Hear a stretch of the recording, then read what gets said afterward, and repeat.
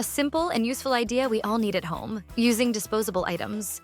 Grab any empty gallon you have, clean it, and remove the labeling. Grab a lid or anything with a similar shape you have available, trace it on the gallon. Then, using a ruler, draw 2 lines from the circle to form the top of a triangle, as you can see in the video. Then draw a line around the gallon to connect the bottom of the 2 lines. The connecting line should be titled at the start, as you see me doing, then continue as straight as possible. Use a ruler to draw a parallel line. Then cut the gallon using the lines you just drew. Make the cut on the bottom line a bit wide because it will serve as an opening. I glued some rhinestones to make a flower at the front as an added decor. This step is optional. You can decorate it the way you want, and you can even leave it as is. I punched a small hole at the top so you can hang the bag dispenser wherever you want.